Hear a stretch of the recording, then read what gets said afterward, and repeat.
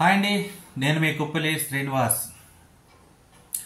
ఈరోజు ఒక చాలా బాధాకరమైన విషయం ఏంటి అంటే, మాది శ్రీకాకుళం నుంచి ఎక్కువ ఆవులు, గోమాతలు, గోవులు హైదరాబాద్కి తరలిస్తూ ఉన్నారు.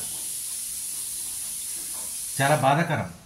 దేనికోసం తరలిస్తూ ఉన్నారంటే, అది మాంసానికి అవ్వచ్చు, రక్తం అంటే ఏదో రకరకాలుగా గోహత్య ఎక్కువ జరిగేది. శ్రీకాకుళంలో ఆవులను తీసుకొని హైదరాబాద్ తరలిస్తూ ఉన్నారు, వాటిని చంపేస్తూ ఉన్నారు, రకరకాలుగా తయారు చేస్తూ ఉన్నారు, మాంసంగా రకరకాలుగా తయారు చేస్తూ ఉన్నారు. ఆ విషయాన్ని ఆలోచించి నేను చాలా బాధపడ్డాను. దానికోసం నేను ఏం చేస్తున్నానంటే, ఒక 108 గ్రామాల్లో, ఆ గ్రామంలో ఎక్కడైనా కూడా ఆశ్రమం కానీ ఆలయం కానీ ఉంటే ఆ ప్రాంతంలో ఆవు దూడ సిమెంట్ విగ్రహాలతో తయారు చేసి, తద్వారా ఆ సిమెంట్ విగ్రహాల్లో ఉన్నటువంటి ఆవు దూడని ఆ ఊర్లో ప్రజలందరూ కూడా పూజలు చేస్తే ఆ గోమాత మీద భక్తి పెరిగి గోవుల్ని అమ్మడం జరగదు. గోవుని పూజిస్తారు. గోవు అనేది కులాలకి మతానికి సంబంధించింది కాదు. దాని పాలు అందరికీ అవసరం.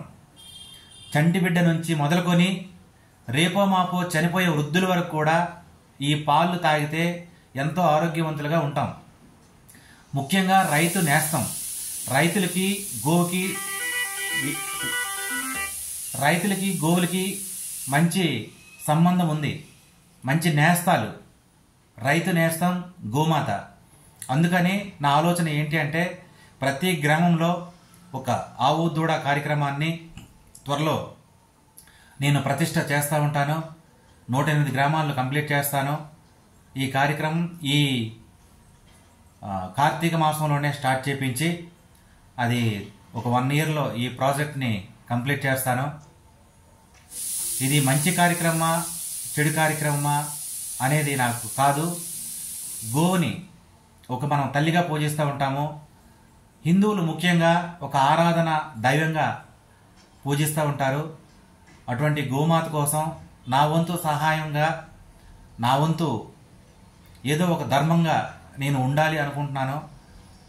అట్లాంటి సమయంలో మీరు కూడా తోడుగా నీడుగా ఉంటే మంచిది. అటువంటి కార్యక్రమంలో ఈ కార్యక్రమం నేను త్వరలో స్టార్ట్ చేస్తూ ఉన్నాను. గోవుల్ని మనం కాపాడాలి. గోవు యొక్క విలువని అందరికీ చాటి చెప్పాలి. తద్వారా మనం ప్రకృతిని కాపాడుకునే వాళ్ళం అవుతాం. ప్రకృతి నేస్తం గోమాత. గోవు లేనిదే రైతు లేడు, రైతు లేకపోతే మనకి భోజనం లేదు. 100% ఇది వాస్తవం. అందుకని గోవుని రక్షించుకుందాం, గోమాతని పూజిద్దాం, గోవు కోసం మనం నిలబడదాం. జై గోమాత. ఊరూరు గోమాత అనే కార్యక్రమాన్ని స్టార్ట్ చేస్తాను. ఈ నెలలోనే ప్రారంభిస్తాను. Thank you.